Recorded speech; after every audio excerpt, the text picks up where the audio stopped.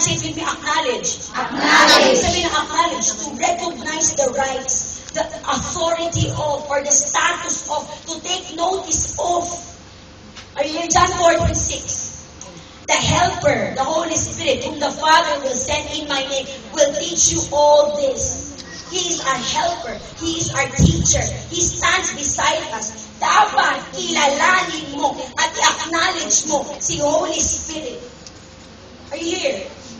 Like for example, hindi mo na-acknowledge, papasok dito yung Presidente ng Pilipinas. Hindi mo siya kilala, mag-open mo siya sa likod, ano kayo mag-feel niya? Pero pag na-acknowledge mo,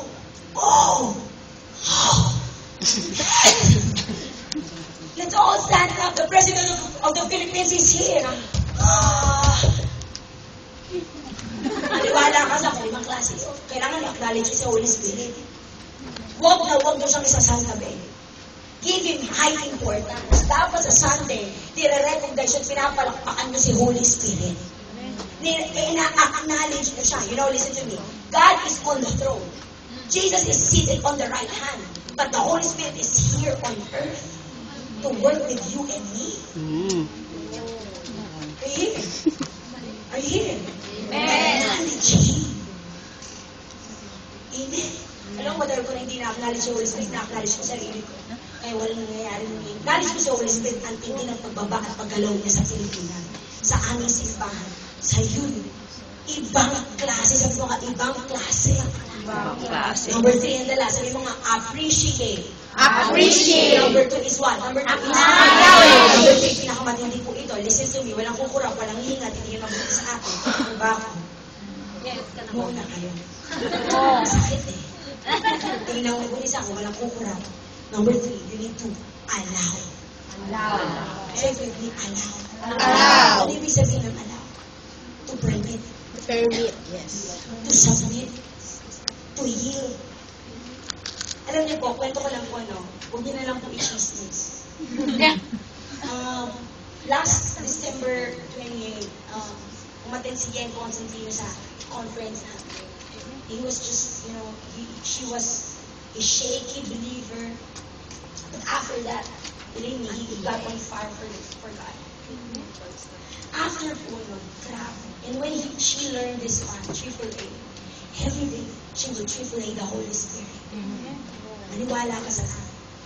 Pangatlo po, ito po pinakamabilang na ginawa niya. Sabi ng Holy Spirit, simula ngayon, ikaw na ang boss ng buhay ko. Simula ngayon, Holy Spirit, ikaw na master ng buhay ko. Simula ngayon, Holy Spirit, ikaw na magpapatakbo sa buhay ko. Here. Alam niyo ba na naghahanap ang Diyos hindi ng mga talented?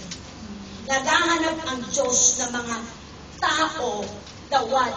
Nasasabihin niya sa Holy Spirit, welcome kang gumalaw sa buhay ko. For example, di ba tayo tumatanda na tayong Kristiyano? Ako po dati, kaya grabe pagalaw sa akin ng banal na Espiritu Santo simula nung bago akong Kristiyano. Kasi pag may nagpapa-altar call, maniwala ka sa akin, ako maliit ang putong example lang, napakaliit na example lang, pero magandang illustration. Pag magpapatawag sa altar, kahit sino pang pastor, maniwala ko sa akin, luluda ko sa harapan, iiyak ako. As alam mo, iyak talaga ako. God, Holy Spirit, ibibigay ko sa iyo buhay ko, gumalaw ka kayo sa buhay ko. Kahit anong gawin mo, papayag ako. Hindi akong titira.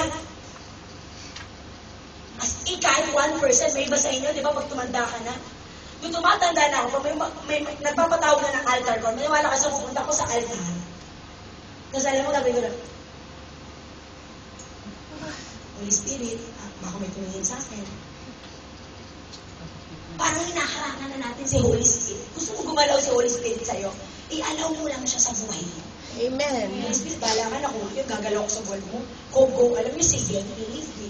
Every time kasama namin yan sa concert, nasya kami. Kahit ako naiingit. Grabe sumigaw. Grabe. Yielding vessel. You know, ngayon po, believe me, nakadalawang beses at tatlong beses na ata.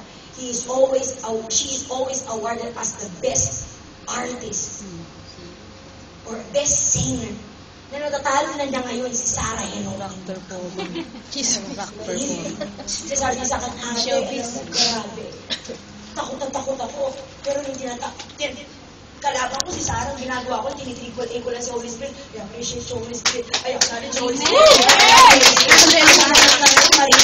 Narinig niya pangalan niya eh. Pagpunta niya sa harapan, sabi niya, good job, Holy Spirit. Good job, Holy Spirit. Hanggang ngayon, maniwala ka sa akin, building vessel eh. Alam mo, masyadong tigas-tigas na ng puso mo, palambutin mo. At sabihin mo sa Holy Spirit, Holy Spirit, gumalaw ka na dapat parang bata ka. Are you here? Sabi mo nga dapat parang bata ka. Dapat parang bata. Allow the Holy Spirit. It's about allowing the Holy Spirit to do His work in your life. Amen. Are you here? Allow. Kasi kung nagpapatak ko sa buhay, yung gusto mo gawin sa church, ikaw. Gusto mo gawin sa pamilya, ikaw. May sarili kang discard. May sarili kang discard. But today, God wants you to just allow Him. Allow Him. Believe me, this is it. If you would just appreciate the Holy Spirit, if you would just acknowledge the Holy Spirit, and if you will just allow the Holy Spirit, maniwala ka sa akin, you will live in change of your life. Ito lumalabas. Na hindi dahil sa talents, hindi dahil sa background, hindi dahil matalino ka. But it's about you being a yielding vessel. Para kang baso na walang laman. Lagi. Galing kayo Holy Spirit. Kasi sabi, Holy Spirit, kukunin mo na. Tapos lagi mo ini-empty sarili mo para gumalaw sa Holy Spirit sa'yo. Appreciate. Every day, when you wake up in the morning, appreciate the Holy Spirit. And acknowledge the Holy Spirit. Just allow the Holy Spirit. And you will live a triple A life. Para pangalan natin.